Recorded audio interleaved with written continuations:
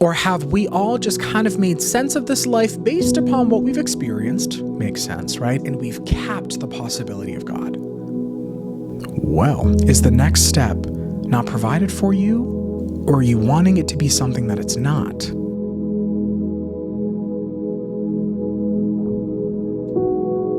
Hello, everybody. Welcome back to the Taylor Nardone Podcast. I already messed up this intro because I'm probably nervous now having to film it, which is ridiculous because I film all the rest of my content. But the podcast feels different, but it's okay.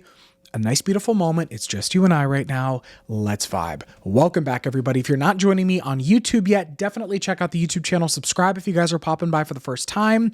I'm so happy you are here. And yeah, we're finally filming. We are filming our episodes. It feels good. I'm ready. It's giving nostalgia.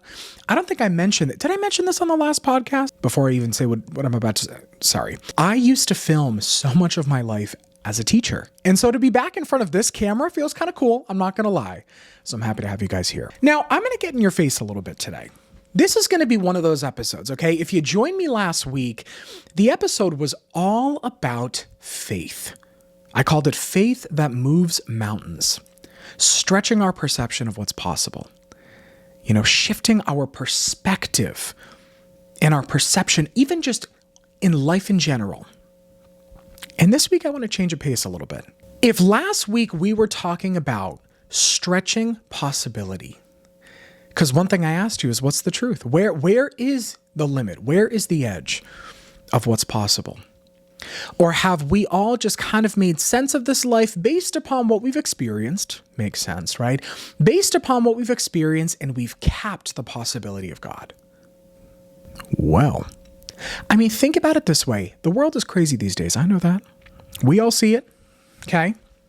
There's a lot going on. We are oversaturated with technology, and the technology is going rampant.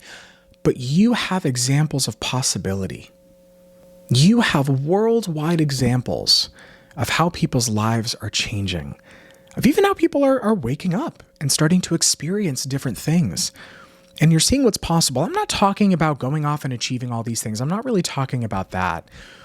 I'm just talking about how one's own personal faith can literally move mountains and how people's lives are being changed.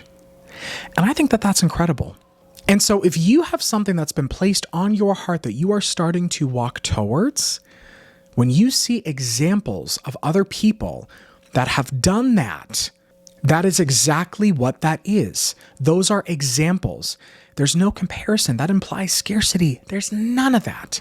There's only examples of beautiful possibility because something may have been placed on your heart, okay? And you may be feeling that confirmation and getting that confirmation. Yes, I have to move in this direction, but you are terrified. And here's the greatest part about a leap of faith. The greatest part about a leap of faith is it is a leap of faith and you are leaping. It's not like, hey, oh, here's the entire path. Of course, God has that laid out, but you are going to have to leap to then develop your faith.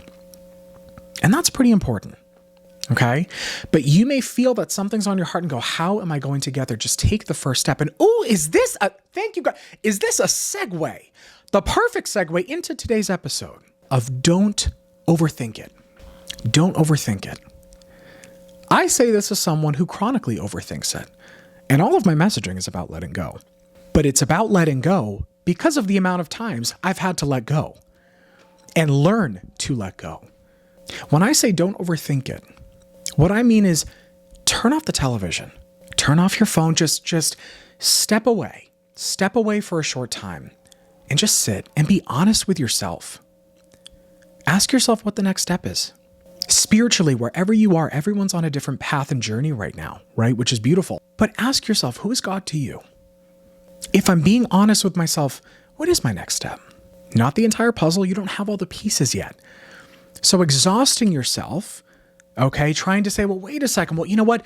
But what if it's this piece? And what if it, yeah, you could literally play the what if game forever. There are infinite possibilities, except you're going to have the possibility that God's going to drop into your lap. So don't overthink it means. Don't try and create a puzzle that you're not supposed to be creating yet. Don't try and map out all the pieces that are already mapped out for you. It's like being in a game of scavenger hunt, and a fun game of scavenger. I know it doesn't feel fun sometimes, but a fun game of scavenger hunt And then going, well, you know what? I'm going to break through. Show me the damn thing. I want to see everything. God's like, no, don't ruin the game. And don't overthink it. But think about how freeing that is to let go. I always say, and actually I mentioned this in the our Come As You Are membership in our last meeting, our last two meetings actually. We have our next one coming up this coming week when you guys are seeing this, April 16th. So check that out at the link in my bio here or the link in the description. You know, I had mentioned to them, I said, where are you gripping the steering wheel?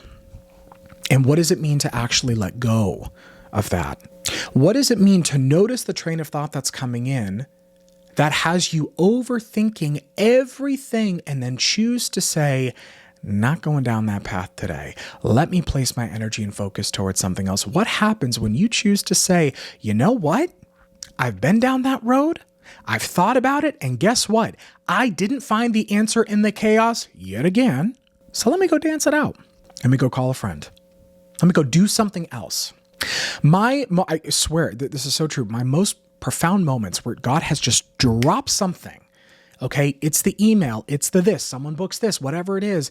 It comes in a moment of simplicity and joy and gratitude. I'm not overthinking. I'm not trying to dive in and find every answer. You kind of just get back to that space when you're in that place of genuinely being thankful for what's in front of you, the blessings that are here. And you don't really have any questions because you feel yourself in divine arms. You feel yourself divinely on your path. That why would you need to ask that question? Is the next step not provided for you, or are you wanting it to be something that it's not? Because oftentimes, this is another conversation, right? What we need can be very different from what we want sometimes. So ask yourself what the next step is. You can overthink it if you want. You know, you can go down all the rabbit holes. I always like to say, if you're a big thinker like that, okay, then spiral up. Play the good what if game. That's an exciting one. Get back to a place of hope.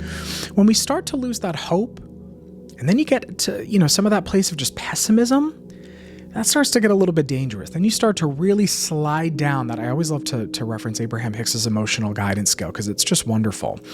And as you start to slide down that scale, that's not a good space to be in. So simplicity is getting back into alignment, getting back into joy, getting back into your time, your divine time with God, just getting back into you for a second and tune out the world for a minute, more than a minute, because there's a lot of information, right? So this is going back to what I mentioned before, which is, you know, what we have today, a lot of technology out there, right? It can be used for good. It can be used for, you know, things that are not good. And one of the ways that it can grab us, we don't even realize it, is we're scrolling for hours. You can't process all of that. Are you kidding me? Anytime you're online and you're scrolling, my God, it's like an emotional roller coaster. Put it down. Put it down for a couple nights. Put it down for a week. See what happens. Just see what happens. But we become so all consumed with the information that we are attempting to consume. Sometimes you almost forget who you are. And you're not even in your body. Just get in your body for a second. Go outside. Just sit in the quiet and remember your journey. It will be different than your neighbor's. Okay, this is about locking into your journey. Everybody's path is different. Okay, you can look at a lot of different people. You can use it as a source of inspiration. That's wonderful. But simplify. And if you're being honest with yourself, what does it mean to simplify your life? What does it mean to simplify how you're feeling in this? What does that actually mean? What does that look like for you? So don't overthink it. Simply means maybe I do get to let go of some things. Maybe I'm already living what I am desiring to live on my heart. I'm just waiting for the vessel to change. Well, stop with the waiting. You're not in the waiting room. There's no, time. Nothing stops moving. So when we talk about, yes, enjoy the wait. How about there is no wait? I always like to say you're always arriving and always departing. Enjoy life now. And what does that mean? If you're being honest with yourself, what does that actually mean to you? What does that mean moving forward in your life? What do you need to change? Because maybe there is something to change more often than not. But I want you to look back and look, when I say look at your track record and look at God's track record in your life, if you line up all of the blessings, all of the things that have panned out as they've needed to, and you had that collection and you read that every day and you had that scroll in your office space or you had it on your phone. I mean, oh my gosh, this is one of the first things I do with clients. I'm like, yes, when you start to track that, you are really flexing and building a strong muscle of faith, which lets God cook even more, okay? That's really good. Okay, so when you start to track all of that, you go, oh, and then you have less concern for what's ahead. I mean, if you want to spin your wheels, okay, and spin and spin and spin and spend your days worrying and what's going to happen in this, no way. I guess what I was going to say is you could do that, but please don't do that. You're exhausting yourself. Give yourself permission. If you needed a permission slip, let this be a permission slip. Give yourself a permission slip to go off and do something that you and your family, you just go enjoy. Go enjoy. When I say all is well, it's because sometimes when you hear that, you can feel it in your soul and you go, wow, I just said that. Now I actually feel that. And somehow nothing changed outside of me. Yeah, that is great news. That oftentimes outside of our minds, a lot of things are still. There's also a lot of stuff going on. But at the same time, a lot of things are, I mean, when you step outside, you go by the ocean, you go into a beautiful, I mean, find your own oasis. Where is that oasis for you? Where's that spot that you can go to that's yours? Everyone should find that and have that. When you go there, that is simplicity. That is simplicity. That's peace. It's nothing fancy. You know, I call it my vortex, right? It's my, it's actually, you know what? I think it's getting closer to where I am. It used to be a couple miles down the road, and it was this beautiful area, kind of this beachy area. Then there's this open field. Oh, and I always say when I get there, I just feel it. I'm good. We're good. Find that for yourself. Keep it simple. Keep it simple. Don't keep spinning your wheels. Keep it simple. Don't overthink it. This was a good one today. Glad you guys were here. And as always, we will talk very, very soon.